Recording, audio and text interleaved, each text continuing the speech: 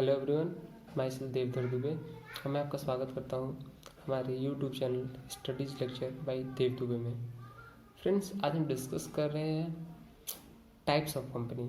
पिछले वीडियो में हमने देखा था कंपनी क्या होती है, उसके एडवांटेजेस, डिसएडवांटेजेस, हिस्ट्री को जाना था और साथ ही साथ ये जाना था कि क्या डिफरेंस है पार्टनरशिप फॉर्म और कंपनी में।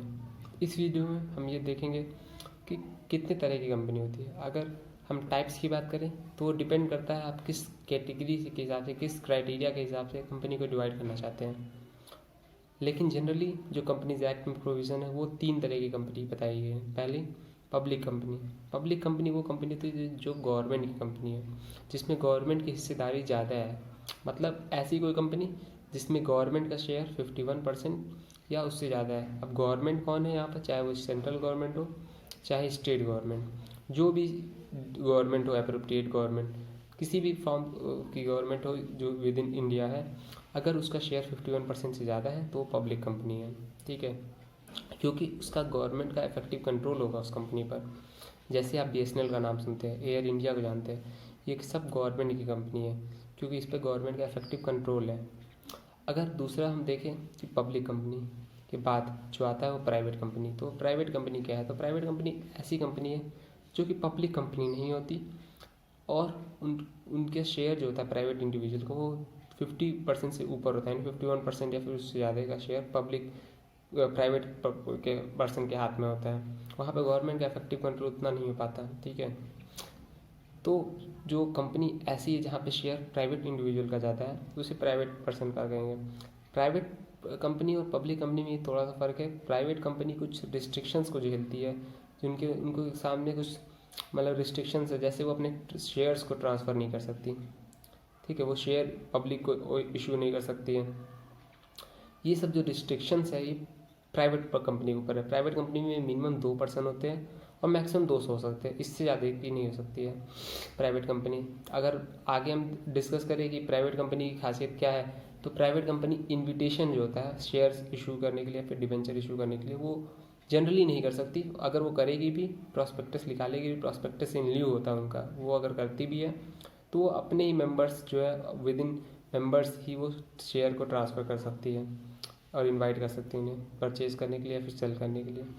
तो प्राइवेट कंपनी और पब्लिक कंपनी के अलावा जो तीसरी कंपनी है वो 2013 के अमेंडमेंट ने जोड़ा है, वो है 1 पर्सन कंपनी। 1 पर्सन कंपनी जैसे कि नाम से पता चल रहा है, इसमें एक ही पर्सन होता है, जिसमें इसके अलावा कोई नहीं होता है। इसको कई सारे एग्जाम्पशंस मिले हुए हैं, इसको कई ढेर सारे एग्जाम्पशन मिले हुए हैं। अगर कोई एक इंडिविजुअल भी चाहे कंपनी बनाए तो इस समय इंडिया में पॉसिबल है, वो 1 पर्सन कंपनी के लिए जा सकता है।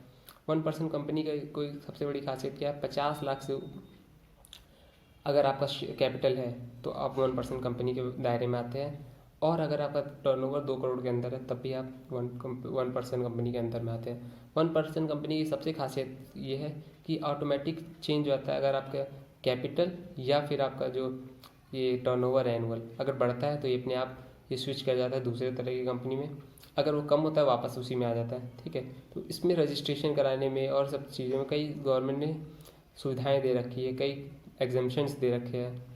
जैसे आपको ऑडिटर अपॉइंट करना है, इन सब में एग्जाम्पशंस मिले हुए हैं, कुछ रिपोर्ट्स देना। ठीक है, ये सब एग्जाम्पशंस में आते हैं। इन 3 कंपनी के अलावा अगर हम बात करें कि कंपनी और किस तरह की हो सकती है, तो कंपनी चाहे होल्डिंग हो सकती है या सब्सिडियरी हो सकती है। होल्डिंग कंपनी क्या है? होल्डिंग कंपनी जो एक किसी दूसरे कंपनी के ऊपर इफेक्टिव कंट्रोल लगाए हो रखे। क्यों? क्योंकि उसका शेयर ज़्यादा हो। जैसे मान लीजिए फ्लिपकार्ट है, फ्लिपकार्ट की सब्सिडियरी कंपनी कौन सी है? फ़ोनपे है। फ़ोनपे जो है वो फ्लिपकार्ट की सब्सिडियरी कंपनी हो गई। ठीक है, लेकिन अभी हाल ही में फ्लिपकार्ट भी वॉलमार्ट को बेच दिया गया, मतलब वॉलमार्ट का ने 51% ज़्यादा उसके शेयर्स खरीद लिए हैं। तो अब फ्लिपकार्ट क्या है? फ्लिपकार्ट एक वॉलमार्ट की सब्सिडियरी कंपनी हो गई, और वॉलमार्ट क्या है? होल्डिंग कंपनी है। ठीक है, ये होल्डिंग और सब्सिडियरी कंपनी आप इस तरीके से समझ सकते हैं। इसी तरीके से गवर्नमेंट कंपनी होती है, नॉन गवर्नमेंट कंपनी होती है, जैसे कि मैंने बताया पब्लिक प्राइवेट। ठीक है, वही नॉन गवर्नमेंट कंपनी। तो इस तरीके से ये सेकंड पार्ट जो होता है कि कंपनी कितने तरह की होती है ये कंप्लीट होता है। साथ ही साथ एक और जो मेरे दिमाग से भी निकल रहा था वो है स्मॉल कंपनी। इस 1 पर्सन कंपनी बेसिकली एक स्मॉल कंपनी की तरह ही है, जो एग्जामेशन 1% को मिले वही एग्जामेशन स्मॉल कंपनी को मिले हुए हैं। स्मॉल कंपनी वो कंपनी होती है जिसके टर्नओवर, जैसे कि मैंने बताया 1% में 2 करोड़ से कम हो और कैपिटल 50 लाख से कम हो, वो स्मॉल कंपनी होती है। Small company basically private company ही होती है, प्राइवेट कंपनी ही स्मॉल कंपनी बन सकती है, पब्लिक कंपनी स्मॉल कंपनी नहीं हो सकती है।